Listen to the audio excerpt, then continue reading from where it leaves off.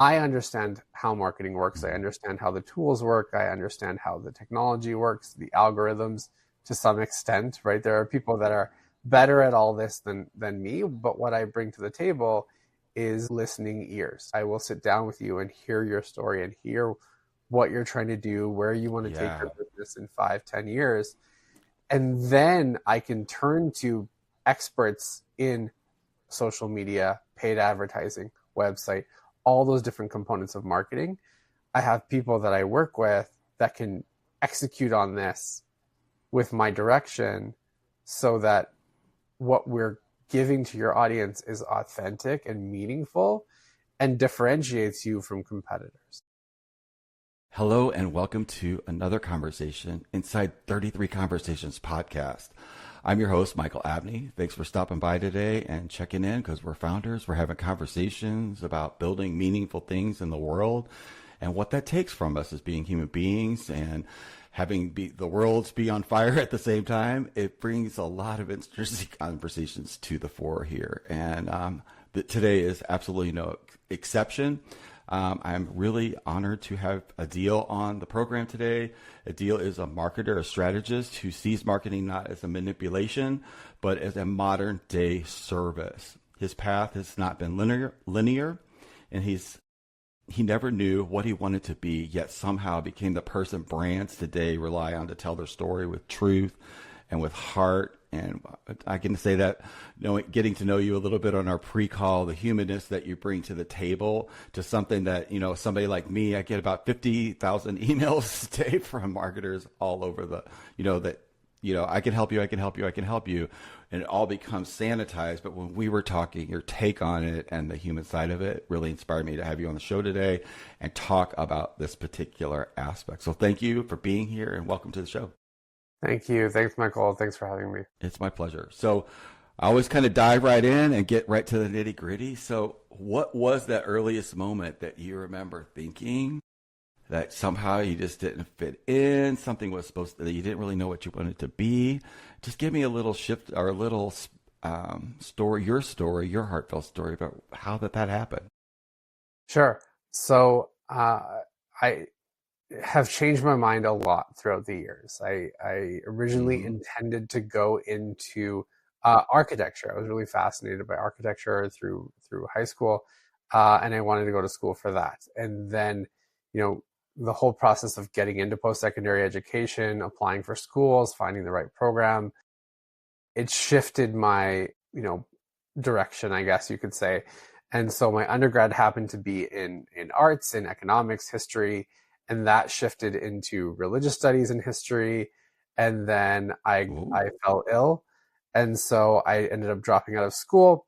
And in dealing with my health conditions, I pivoted into healthcare, wanting to help people and not go through what I had to go through. And then the barriers of having been a dropout and trying to get back into school and get a GPA and things like that, it prevented me from going into nursing school without, significant upgrading courses. And so then I ended up taking all of my transfer credits from these schools and going to see an academic advisor. And I basically wanted to be done with school. And so I said, these are all my credits. What degree can you give me? And with a couple of extra courses, I was able to get a degree in communications and cultural studies. And I had minors in philosophy and psychology. So that's kind of where things shifted. For me, I had worked in food service and customer service jobs since I was 13 years old, being a busboy, all the way working with giant retail brands and food service brands. I was always working part-time in customer service roles. And so I wanted to be customer facing. I wanted to work with people and having a background in communications and psychology and human behavior, that was really fascinating to me. So whether it was being a nurse or being a teacher or something like that, I knew I wanted to work with people. Now, having a communications degree, I was doing some marketing, contract work and internships and things like that. And that kind of led into the direction of fully being immersed in the marketing world. And so that's that journey of how I ended up where I never intended to go into marketing. My dad worked in marketing. He still works in marketing. My brothers ended up working in marketing after their different degree programs that they took. So I think it's just kind of in our nature, in our family, to be marketers. But I never wanted to be. I never intended to be in this position. And now I've built my career such that I can market, help people market their businesses that I resonate with, that I can stand behind, not just doing cookie Mm-hmm. cutter agency marketing. Because you want the connection or the what's the word? An integrity. Like that's Yeah, an integrity for you. Yeah. totally, totally. Okay, It's about so integrity, and it's about, well, and you positioned it perfectly in the introduction, where I like to tell people's stories. And so the example I'll give is, a dentist doesn't want to be a dentist because they want to worry about payroll and administrative and hiring and marketing mm-hmm, and websites. mm-hmm. They become a dentist because they care about oral health. So if I can sign a client who's a dentist, I can tell their story of why they got into it, what they resonate with, how they what they bring to the table that's unique and different than any other dentist office, and I can utilize that story in their marketing to get people in the door. I want to I love I, you're right because like they know how to be a dentist, but they don't know like all of the components. I find that the same thing. I know how to do what I do, but as a founder, somebody that's building, which is basically who are my audiences that I'm talking to, at the beginning, you got to do a lot of different things. You got to learn a lot of this. The learning curve is huge, and like marketing is actually something that I don't fully understand from the perspective of why so many you first of all you occur different than what I normally being on LinkedIn and having a business. You get approached a lot through direct marketing or people getting in your DMs like say, hey, I got the perfect thing for you, I work with people like you, I can help you. And then at the beginning, of course, I talk to them because I'm like, oh, they can help me. But then the reality is what showed up was it felt snake oil salesman to me. Like they were saying things that were not. Um, it just felt really off. I never could connect. Like, what the hell are you actually doing? What is this? What's behind this word marketing? And then it wasn't until on my journey of starting what I'm doing right now this year, what I committed to full force going for all get out.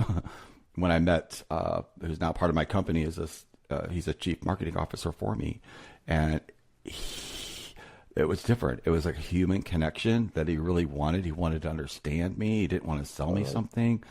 It was just a different experience, which reminded me when I was talking to you on our pre-call, how you were coming, how you operated your business. And that's what I wanted to like have a clear distinction because that's been a game changer, like on a level I can't even describe about how he helped me get clear on what it was I was doing and my story in relationship to that I could not pitch, but like communicate to somebody when they ask me, what I do, which is like always been the bane of my existence because I'm X generation and I was brought up to, when somebody asks you a question, you give them the answer, Right. but people don't really want to know what you do. They want to know what you could do for them. It took me so long to get that through, Totally. you know, understanding how like that what smart marketing was really about. But I'm like, what's your take on that from, what I'm sharing Yeah. with you? I'm just trying to give you my experience of it as I've went down this path because we Yeah. definitely deal with it. But I now know there is a much different, there's different types of marketing people.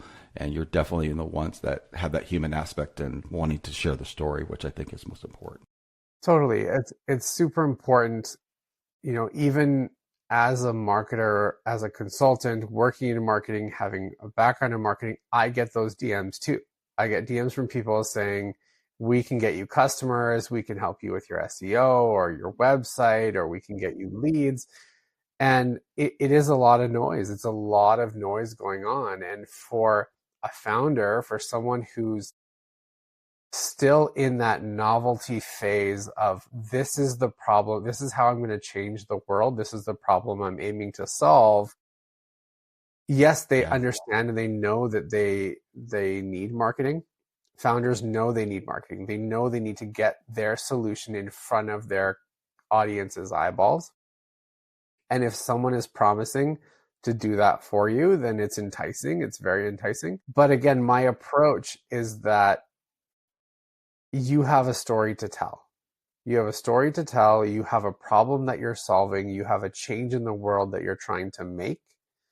I understand how marketing works. I understand how the tools work. I understand how the technology works, the algorithms to some extent, right? There are people that are better at all this than me, but what I bring to the table is listening ears, right? I will sit down with you and hear your story and hear what you're trying to do, where you want to take Yeah. your business in 5, 10 years.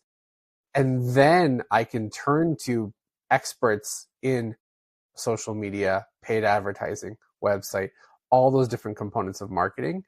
I have people that I work with that can execute on this with my direction so that what we're giving to your audience is authentic and meaningful and differentiates you from competitors. Yeah.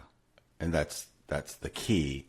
But you're Mm. listening. It's like it's not automated. It's something that AI can't actually do. You have to like, yeah, it can't listen like that. So Yeah. I also love that aspect of this as well. But you said components, because to me, some of that's not in it. Like, I don't know there's components. I thought there's just like, oh, it's this and do it. So I don't have to think about it. That's what's really happening is I wanted somebody to come and take this thing that I know nothing about and go, here, fix this for me because it's a problem. But what I found was I was the problem because me not knowing what was needed inside that marketing was a missing for my business and for me. And like I think a lot of us, just being real, like a lot of us think that our solutions are, we can't mess with them. And they're, for me, a lot of it's downloaded to me. I sense it and I see it. I see how it could work. But it took me a long time to figure out that that's just the first step. And allowing that to change once that hits a market so that I'm not standing here with this thing that I know that works, but in reality it doesn't make any difference if they're not experiencing it. So that right there, a lot of people don't have those types of conversations. So that's what I had with Jeremy, and like that's what you seem to be your take on it as well. So I've been doing this for a couple of years now, and I've run into very few people that talk like you do or have that perspective. So how did you get that? Like, how did that just happen? Like, there has So, to be something that caused this to be in the world the way that you're yeah, delivering it. yeah, absolutely. And so, I can tell you kind of a personal story, right? So it was COVID, pandemic time, and where I live in Calgary, Alberta, we saw a lot, and this is the case everywhere. We saw lots of local small businesses shut down, right? Whether there were restrictions, whether they couldn't keep up, um, they were losing business because people weren't showing up at their door. This is when the marketing world kind of shifted. This is just before AI really took off. Digital marketing was a lot simpler. Um, and so with seeing these small businesses shut their doors, and my in-laws are small business owners here.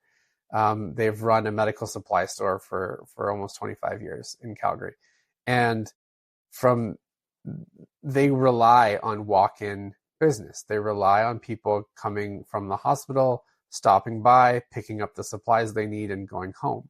It's part of their recovery process. And now, you had the hospital was shutting down all elective surgeries. They were only doing emergency surgeries. People were prevented, especially medically fragile people, were prevented from going out in public in fear for their lives of getting infected or what have you.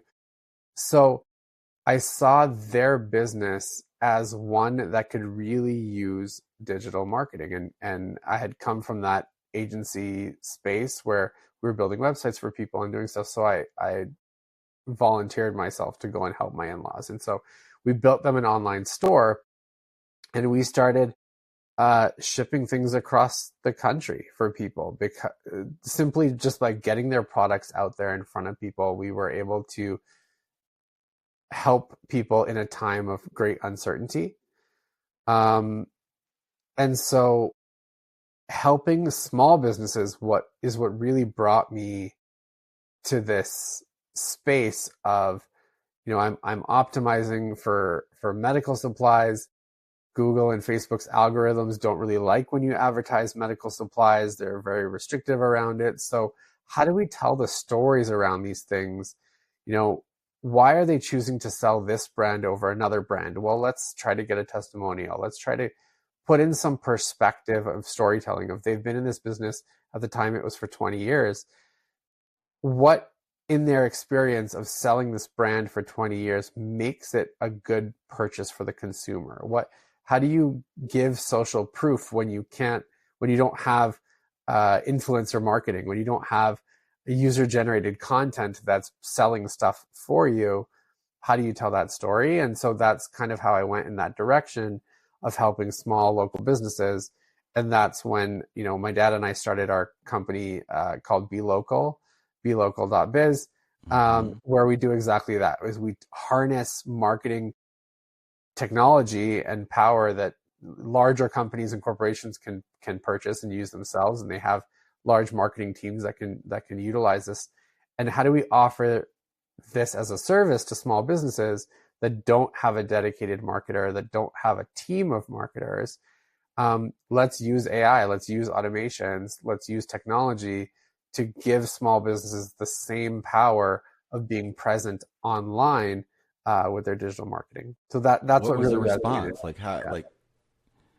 how do the businesses, how do you see them growing after this? Or what's your experience of there's a human behind that small business. And I find them to be so touching and why they do it. And it's really cool. This reminds me like the smaller businesses, the community businesses. When I was growing up, my grandma had a general store it was part of her house. It was like, we were a rural community and everybody around the community would use it, but it was in her house, So Totally. I've always had that in me about even though my dad worked for companies. Well, see, I did the same damn thing. I worked for companies, but he always had side businesses on the underneath.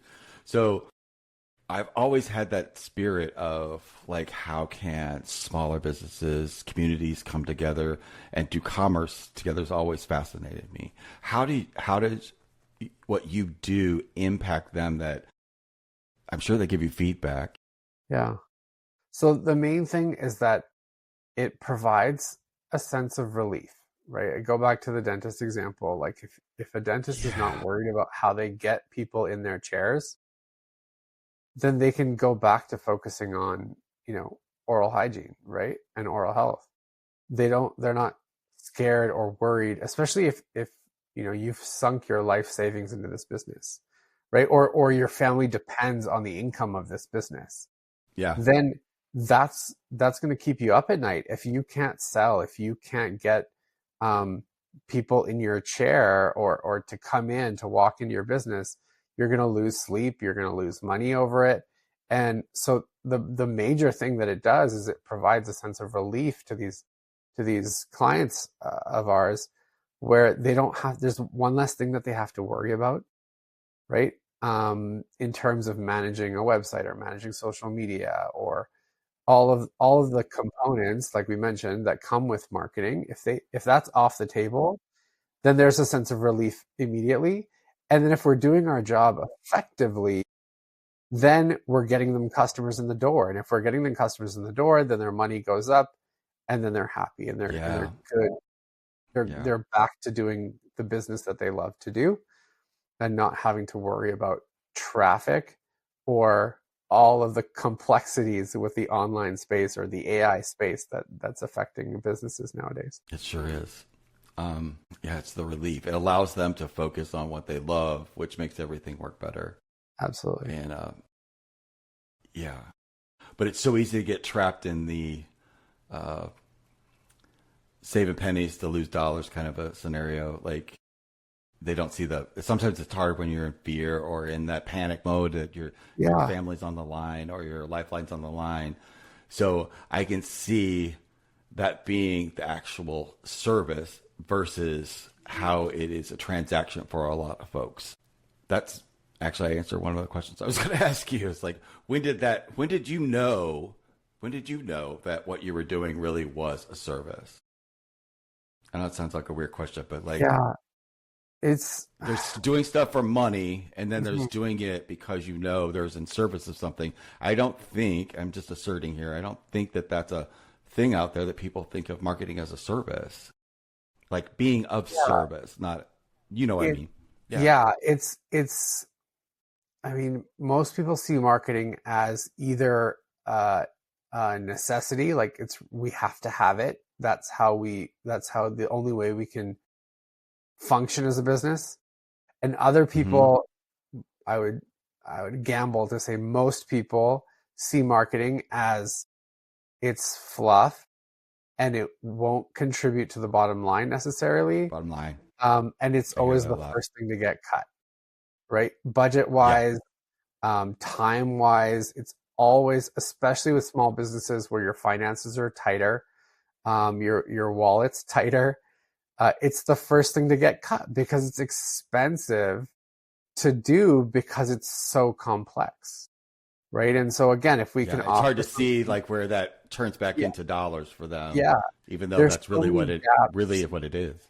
Yeah, there's so many gaps in attribution where you don't know, okay, just because I got a million likes on my post on Instagram, that doesn't mean I have a million customers spending money with me, right? And Yeah. so it's complicated and you can fall into all the traps. Like really, really good marketing looks effortless.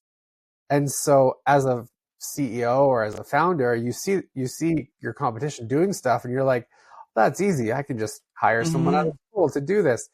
And it doesn't work that way. And at the same time, just because you're putting tons of money and energy and people behind your marketing, it doesn't mean you're going to get dollars at the end of the day, right? Viral videos don't necessarily make companies a lot of money unless you have something to capture their attention. You have to have a CTA, you have to be able to sell them something quickly and effectively to capitalize off the popularity or the virality of whatever video you put out there. And if you don't have any of that set up, then you've made a viral video for nothing almost, right? And so yeah, Yeah. it can be a double-edged Most sword. people don't think about that. Yeah, yeah, Most people don't think about that. But it's true. That does not mean that at all. absolutely. You have to have Wow. all of your pathways set up so that everything you do in marketing leads to someone actually giving you money for a product or service. Yeah. But not manipulative. It's because Yeah, it's connected to they have to see themselves in whatever that is, or that has to provide you're really showcasing value, but it has to be valuable for that person, or it's not going what's totally. valuable And for me so, is not valuable for somebody else. yeah, you can have people like, okay, so I use that example, it's a bit extreme, but you can have people make the one-time purchase. They saw something cool on TikTok, they clicked the Amazon link, they bought your thing, great, cool, now everyone has one, right? But what's going to Now what? keep that person coming back to you for the next thing, Yeah. right? And especially if you're in the Hmm. services industry, right? If you're providing a service to someone, it's great to provide it one time and get a check and you're good. But what's going to keep that person coming back to you over and over? What's going to build that brand loyalty so that you can continue to make money, right? That's why you have all these businesses that are like one hit wonders, or you have like Kickstarters that don't really turn into companies. They That don't just kick. sell one product one time and then they're done, right? So yeah, you Yeah. that's the key difference between selling a product or service one time or a couple times versus Yeah. if you can resonate with your customers, if you can tell your story and it means something to someone, it'll build your trust, it'll build your loyalty, and then you have a more sustainable model. So that's part of my approach too, is I want everything I do for my clients to be sustainable. I don't want it to be one hit wonder marketing, right? Yeah, because you would fall into the same trap with your own business. Absolutely. Absolutely. You're doing the same thing. Like, so Yeah. I think that's this is it's a mindset shift, especially for me listening to it, because I can see how if somebody wanted a marketing person to fix something, that could really put you in hot water if you weren't really clear about what it was that you offered and the reality of it. Because like that's the genesis of people being upset, is that they have a idea that gets thwarted, and a lot of people have that idea. It's like, here, take this and fix it, which is really the underpinning of what you do want, but they also have to understand the bigger picture and the long haul about it. Because building a physical business is one thing, but building a online business is different. I think that there's some point in the future where it's gonna melt, and it's both. There's something about, because I'm doing live events that people in real physical life and then the online stuff, but it's kind of the mix of it I like, but I'm able to bring that how I built a physical business, which is relationships and building trust and being good at your offer and your services and that whole context. That's how I built my hair business back in the day. It was that, and it's just word of mouth. And there was no internet, or there was internet, but not actually there wasn't internet when I first started. It was all word of mouth. Totally. But you do one thing right, everybody. I believe that still exists. It's just in a digital form sometimes. Yeah, you But gotta there's balance. so much noise. It's like it's hard to know what's real or what's not real, especially with everything that's happening, and then the confusion of everything that's happening in the world. So Absolutely. what you said earlier about finding that truth point to pull people through and show them what the signal is extremely valuable. Yeah. What's the one trap people should really be avoid Gosh. from your perspective? This is going to be a Or a controversial trap? answer. I would say AI. Good. Right now, Okay. AI is the trap. It's the trap because it's so easy to get sucked into using it. It's really difficult to use it well and in a meaningful way. Hmm. You look at people are shifting towards using AI for everything, and that's taking away from making genuine human connection or being real. And personally, I think that bubble is gonna pop. Um, maybe not soon, but I think the bubble is gonna pop, and people are gonna not necessarily be afraid of AI, but people are gonna just avoid it entirely because something is missing in their lives, and that thing that's going to be missing is that human connection. Um, so there are ways to use AI things in a smart way to build your business or to do marketing or whatever. But I think right now it's very easy to get sucked in and use ChatGPT to take a picture of your fridge and ask it what you want to make for dinner tonight, or that sort of thing. Like the overuse of it, um, for almost no reason. And then there's the environmental impact, right? These data centers and the water usage for cooling these systems and things like that. Like there's stuff that it's also brand new. We don't know the impact that it's going to have. We don't know the psychological human impact it's going to have long term, right? We already know that people are going into AI psychosis, as it's called, right? Where they're becoming emotionally dependent on AI. So I think it's just something to look out for. So if I had to put a warning signal out there, if I had to say something, I would say look out for getting trapped in the AI world right now. Yeah. And you can almost feel that that people that the psychosis has happened, but it's the desire for the connection, and I could see how it can do that on certain. I've just been fortunate enough to be able to work with it for a couple of years. So at the beginning, there was points of it that I kind of, especially with Claude, has a very specific way of talking to you that's very human like, and you just have to pay attention. And a lot of like what I do is considered, I have to be careful about how I say things because it literally thinks I'm delusional or I need to go get help or something, because I have to be really careful about how I talk about energy, because it's literal. Yeah. And I just, yeah, there's so many different pieces and so many different things that are happening that all affect us as a human being. And I think it's just, it's great to talk about the subject. It's great to talk about who we are in the midst of it, though we don't forget. But at the end of the day, it's still going to be us here talking. Like the connection of human beings. It's just, I know it's weird, but there's like 8 billion of us or more on the planet. So we just got to figure out a way to communicate with each other. Totally. In a different way. And no one's going to be perfect at it. It's a progress. It's a journey, Mm-mm. right? Everyone's gonna figure out. We're gonna figure out how to navigate the digital world and find balance between the human world and the digital world. Eventually, like it's gonna take time, but you're in that human business, right? So you get it Yeah. more so than a lot of people. But I think we can do better. We can do better.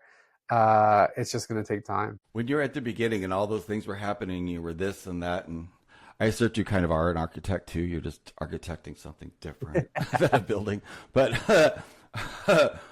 that brain, that the way you're constructing thing, I can see that you're designing, and Totally. using the tools that you have to work with. It just may not be one of those tables. It's Totally. life, and Totally. it, yeah. So all of that. Did you ever think that, do you, like all of those little pieces? I bet you still use parts of them, right? Like it was not for naught.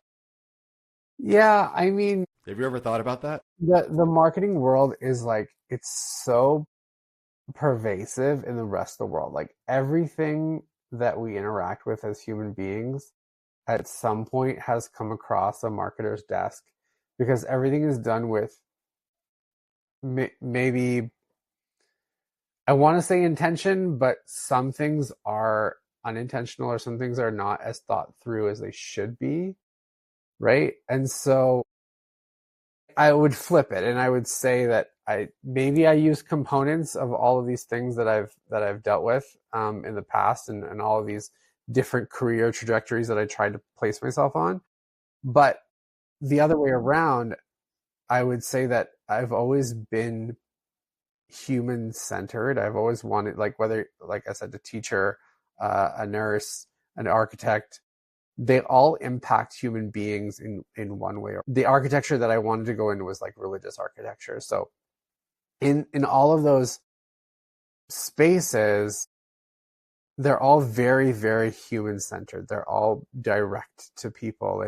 And what was the best thing about working at a marketing agency is being customer facing, being able to talk to customers, things like that, like things behind the scenes, like building websites and doing creative and writing and email campaigns and things like that. Like I never really resonated with any of that. The thing I resonated with the most was being able to talk to business owners in different industries and learn about their business and learn about why they do what they do.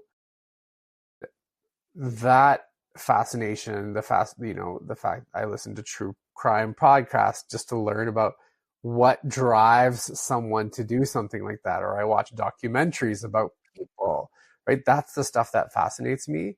And it took me, and it's still taking me time to figure out and to realize that that's my passion is people and understanding people. Now that being said, Yeah.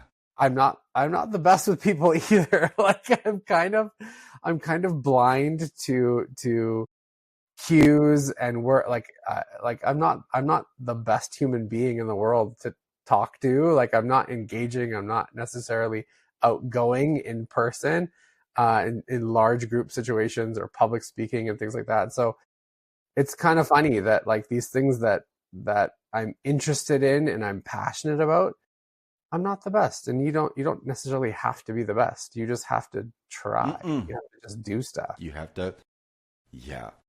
And learn in public. I highly recommend it. Yeah, because no matter there's this Scary. it's an illusion that there's ever going to be a perfect time for anything. You just got to jump and go and hit your head if you have to, or stub your toe, or Absolutely. and do that a million times, and then you teach other people how not to do that. Like it's all part of the game. Yeah, and Absolutely. learning all the way.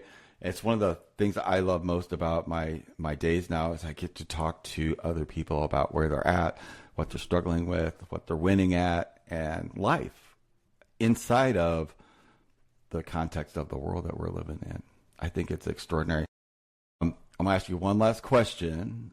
Just for somebody that may be in that space, because I know I've been in that space where I did a thing for this long, and then it was like I had a gut feeling, how come I'm supposed to be doing something else? And like, I've had that my whole life, and I beat myself up endlessly about not sticking to something because that was ingrained in me. But the reality is, I did the right thing. I followed my intuition, and every single thing was leading me to here. I even had an experience a couple of days ago where a lady returned an email, but it had been from a year ago. And had she returned that email, my life would have been totally different because she didn't. Because I thought I was going to do this one thing. Thought I was going to be a meditation teacher. Just be sent out for the rest of this till the show was over. But the reality is it didn't happen that way because nobody called back. That wasn't what I was supposed to be doing. So it led me down another path. And I just was so grateful when I got the email. Not that I got the email, but just that I got the email now, not a year ago. Because I wouldn't have been here talking to you and all the other amazing people I talk to every day. So I appreciate it. So my question is, if somebody's like has that lost feeling and doesn't know where to go, and not really sure where they're supposed to be in life, which is I think a lot of people feel really lost right now. What would you want them to know? So I'm a big proponent, and I believe that everything happens for a reason, which is super cliche. But my caveat to that is we don't always know what that reason is. And part of our job is to figure out maybe what that reason is, right? The other kind of idiom that I call upon, and I butcher it every time, is that um, every like you know it's not over till it's over, right? Like um, everyone is on a journey. Life is a journey from beginning to end, and it'll take you in any number of directions. And previous generations have had that, where they had their corporate loyalty, right, where they stuck to the same job for 60 years and didn't give up and whatever. That's just not the reality anymore. Uh, even if you start your own company, even if you're a founder and you start your own business and you're passionate about this, you might get bought out one day, right? You might get bought out, things might shift, and you might Yeah. be in a different space. And I look at other founders that I've worked with who are maybe serial entrepreneurs, right? They start with one thing that they're super passionate about. You could never think that they were passionate about anything else in the world. And then a year later, they're working in a completely different industry, right? So it's not over till it's over. All those cliche sayings, but everything happens for a reason. And if you don't know the reason, then you're gonna find out eventually, right? You're going to find out. Yeah. But I do believe that there's Trust. something there that's doing things for a reason, whether it's a god, whether it's the Force, if you're a Star Wars fan, or whatever it is, right? Everything happens for a reason, and you just don't always know what that reason is. Absolutely. Yeah. And if anybody's listening today, yeah, we both have our baby Yodas out, so it's all good. There he is. Thank you so much for sharing Thank your you. wisdom with us today, Thanks, and Michael. really appreciate it. It's a great conversation. I know it really opened my awareness about what it is, further exploration of the marketing world, and I just feel better for knowing it. So I appreciate that. Absolutely. Thank To you, everybody Michael. listening today, yeah, absolutely. And we'll continue the conversation.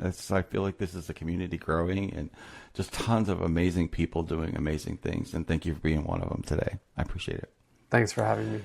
To everybody else out there listening in to another episode of 33 Conversations, just stay present, stay honest, and we'll see you in the next conversation. Bye, guys.